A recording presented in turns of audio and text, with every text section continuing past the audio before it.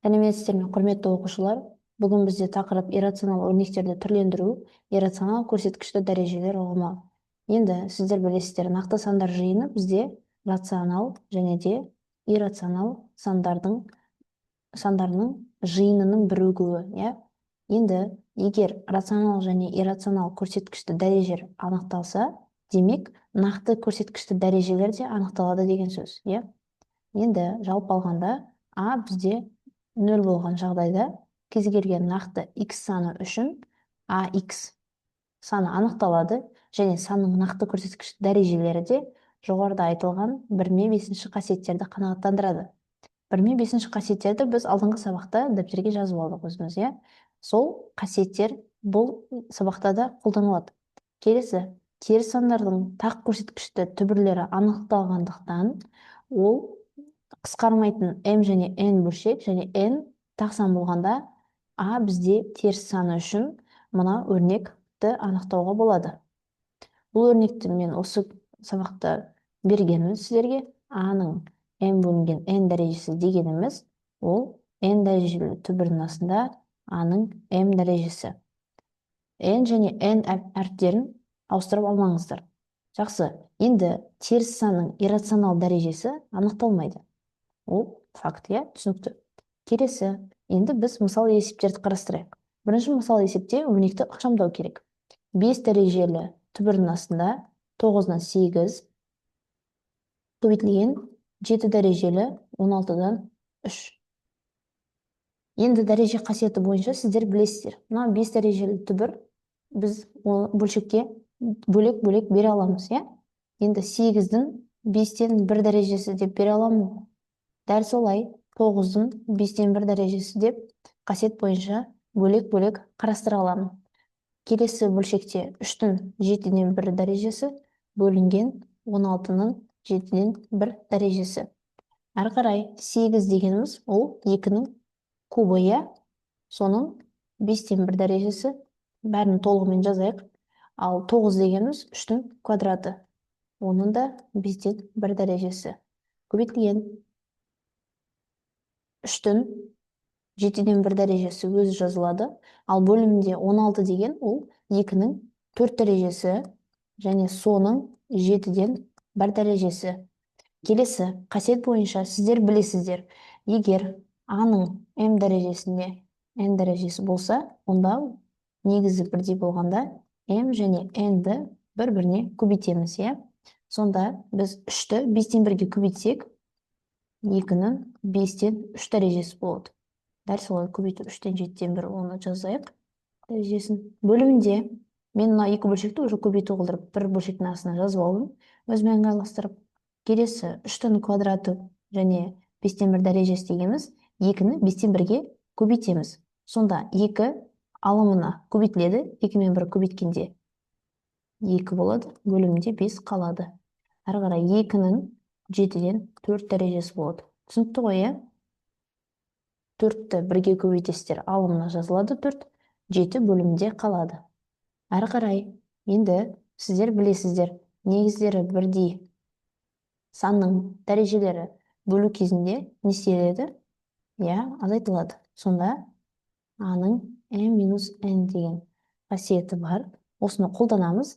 Енді негіздері бірдей, ол бізде 2 мен 2, 3 пен 3-ті бөлек қарастырамыз, иә?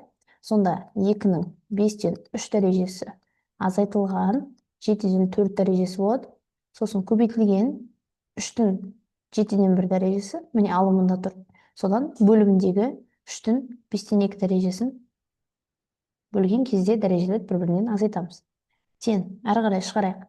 Енді жай бөлшектерді азайту кезінде бірінші ортақ бөлімін қарастырамыз. 5 пен 7-нің ортақ бөлімі бізде 35, демек мына жерге тоқтауыш ретінде 7, екінші бөлшекке тоқтауыш ретінде 5-ті береміз. 7-ні 3-ке көбейтсек 21, ал 5-ті 4-ке көбейтсек 20. Демек 21-ден 20-ны азайтсақ, бізде 1 болады. Сызық үлкен болып кетті ғой. Көбейтілген 3-тің, енді мына жерде де бізде 7 мен 5-тің ортақ бөлімі 35 болады. Демек тоқтауыш ретінде 7-ге 5-ті береміз, 5-ке 7-ні береміз, иә? Кешірім сұрайын. Әрі қарай 5-ті 1-ге көбейтеміз. 5, 7-ні 2-ге көбейтеміз, 14. Енді 5-тен 14-ті азайтсақ, минус 9 болады, е. Сонда әрі қарай шығарайық. Біз мынау бөлшектегі минустан құтылу үшін бұл бөлшекті бөліміне жібереміз, е. Ол да бір қасиет. 35-тен 9 деп жазылайық. Мына жерге жазайық. А-ның минус n дәрежесі болса, онда оны біз бір бөлінген А-ның n дәрежесі деп жаза аламыз. Енді бір деп жаза алмаймын, себебі бөлшекте бізде алымда бір емес, қасына көбейткіш ретінде 2-ның 35-тен 1 дәрежесі тұр. Соны мен бірден жазып қойдым. Енді қараңыздар, мына жерде бізде мынаны былай жазып алайықшы, өзімізге ыңғайластырып. 2-ның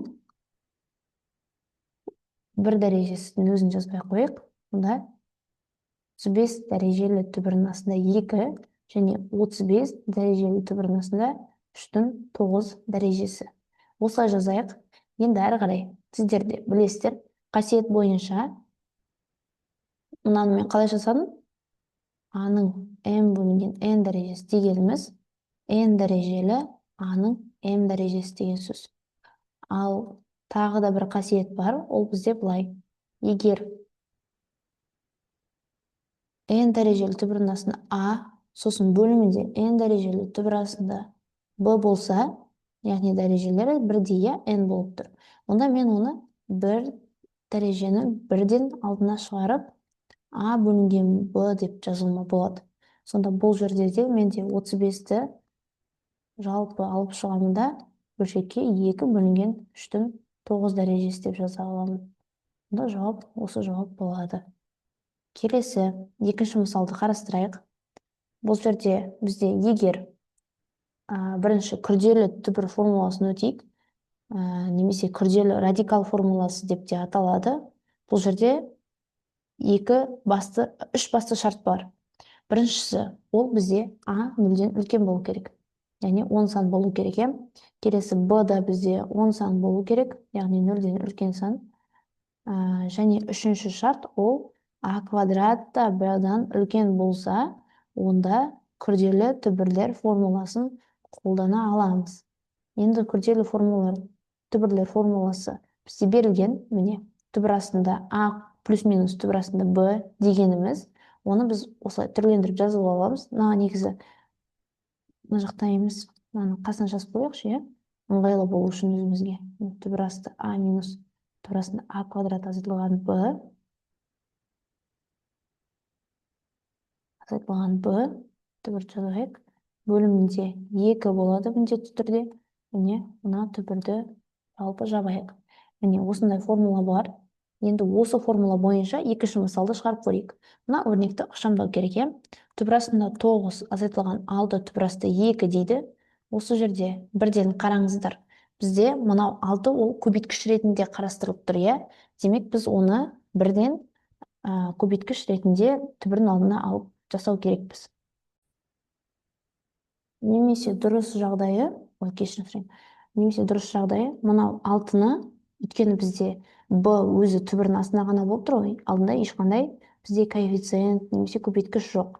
Демек біз мынау 6-ны түбірдің астына жіберейік. Сонда қалай болады?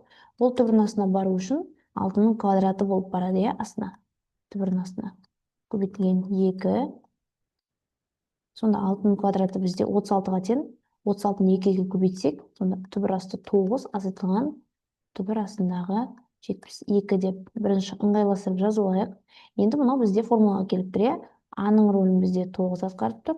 Түбір асты Б-ның рөлін түбір асты 72 атқарып тұр. Енді формулаға бірден саламыз. Бізге берілген дайын үлкен түбірді салыңыздар, бөлшекті саласыздар, бөлімде 2-ні ұмытпаңыздар. А бізде 9-ға тең, қосылған түбір. Енді А-ның квадраты ол бізде 9-ның квадраты 81 азайтылған Б бізде 72-ге тең. Әрі қарай бізде мына жерде қандай таңба? Міне минус таңба болып тұр. Демек, мына жерде де біз минус таңбасын қарастырамыз. Өйткені плюс-минус деп тұр. Енді бізде минус болғандықтан минус жазамыз. Келесі түбір ашамыз. Бөлімде 2-ні ұмытпайсыздар. Тағы да А ол бізде 9 азайтылған болады да, дәл өзін қайталап жазасыздар. Яғни А-ның квадраты 81 азайтылған 72 ол бізде Б-ға тең, түбір Мен тағы мына түбіртші басты. Әрі қарай шығарайық. Енді тең. Түбірасты бөлімдегі 2. 81-ден 72-ні азайтқан кезде 9 болады. Түбірасты 9 неге тең? Я, ол бізде 3-ке тең. Әрі қарай минус 2 бөлімдегі 9 азайтылған. Енді мына жерде де 81-ден 72-ні азайтсақ 9 болады. Түбірасты 9 бізде 3-ке тең. Демек, осылай болады, иә? Енді 9-ға 3-ті қоссақ қанша болады? 12 болады. 12-ні 2-ге бөлсек, түбірасты 6 болады. Минус 9-дан 3-ті азайтсақ 6, 6-ны 2-ге бөлсек, түбірасты 3 болады екен. Демек, мынау бізде түбірасты 6 азайтылған түбірасты 3 деген сөз екен. Оның квадратын ұмытпаңыздар. Сонда, міне, екеуін квадраттасақ, мынау өрнек бізде ықшамдалып шығады. Давайте тексеріп көрейік. Аны квадраттап алайық. Негізі біз квадраттасақ оны, демек біз оны тағы да бір квадратталған түбірдің астына алу керекпіз. Чтобы сохранить баланс, иә? Түбірді жазайық. Енді квадрат бізде қалай болады? А минус Б-ның квадратын білесіздер ғой. А квадрат азайтылған 2АБ қосылған Б квадрат, иә? Енді түбірасты 6-ның квадраты, осылай толығымен жазайық. Минус 2 көбейтілген түбірасты 6 көбейтілген түбірасты 3 плюс Б бізде түбірасты 3-ке тең, демек түбірасты 3-ның квадраты. Міне, қысқаша көбейту формуласына салдық. Тексеру үшін бұл. Не үшін мынаны квадраттадық? Чтобы мына өрнекті тексеретіндей. Квадраттасақ, енді балансты сохранить ету үшін біз оны квадрат түбірге де алу керекпіз. Олар өйткені бір-бірін жойып жібереді. Енді әрі қарай. Түбірасты 6-ның квадраты ол бізде 6-ға тең. Азайтылған түбірасты 6-ны түбірасты 3-ке көбейтсеңіздер, түбірасты 18 болады. Оны біз иррационалдықтан құтылу үшін 18 деген 9 мен 2-ның көбейтіндісі, 9-дан түбір бізде 3, түбірасында 2 деген жауап шығады, иә? Енді мына екеуін көбейткендегі мән, ал 2-ге көбейтсеңіздер оны 3. Сонда 2 көбейту 3 түбірасты 2 ол бізде 6 түбірасты 2 болады екен. Өрнектеп алдым, бірден мына жерге жауабын жазатындай. Сонда 6 түбірасты 2 дұрыс келе жатырмыз. Қосылған түбірасты 3-тің квадраты ол 3-ке тең. Болды, енді қараңыздар. Тең 6-ға 3-ті қосасыздар. 9 азайтылған 6 түбірасты 2. Демек, мына формула бізде жұмыс жасайды, дұрыс жұмыс жасайды, және де біз мына өрнекті дұрыс ықшамдадық. Міне, түбірасты 6 минус түбірасты 3-ті квадраттап тағы түбірге алғанда, бағанағы бірінші өрнек бізде шықты. Сонда жауабы, мынау квадрат және квадрат түбірсіз жазасыздар. Шатасып кетпеңіздер. Түбірасты 6 азайтылған түбірасты 3 болады екен.